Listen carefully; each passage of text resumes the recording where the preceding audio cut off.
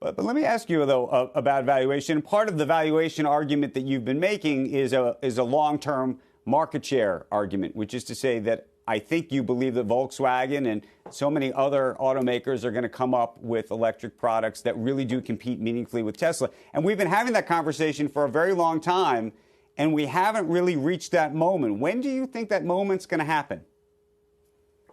Well, two things, Andrew. On the valuation side, it's not so much that Tesla's going to be undermined. It's really, even if you give Tesla the benefit of the doubt that they will become as large or larger than Volkswagen, sell more than 10 million cars, that's going to be at some point in the future, and you have to discount back those cash flows. So the fact that the stock is worth, 2 or 3x what car companies are today that are making 10 million units means it has to make a lot more than that in the future at much higher margins to justify the valuation.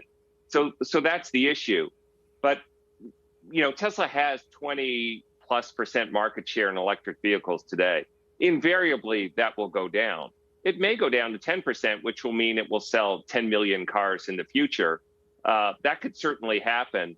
But the car industry globally is a highly fragmented market. There are local preferences, there are different needs in different countries. So, sustaining 20% market share of the overall car market ultimately when it becomes electric, I think will be very difficult. So it's inevitable that Tesla will lose share, but that should be expected. Tony, shorting Tesla has been thus far a fool's errand if you look at that chart. How should investors play? Would you actually suggest that somebody short the stock based on your expectation of what the stock is worth? I think it's a very difficult stock to short. Most of the institutional clients that Bernstein serves are long-only investors. And now that Tesla's in the S&P, you have to make a decision. Are you going to be underweight, overweight, or market weight that stock?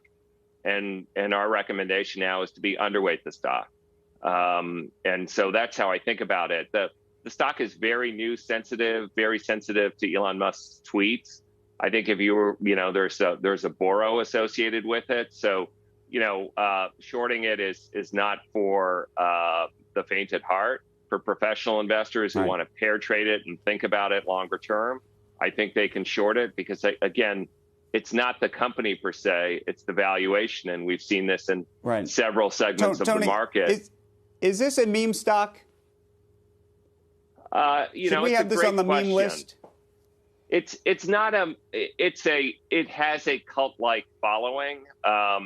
Whether we would call it a meme stock, I think there's no, the short interest isn't as big. The stock can't be bullied around in the same way because of its market capitalization that meme stocks can.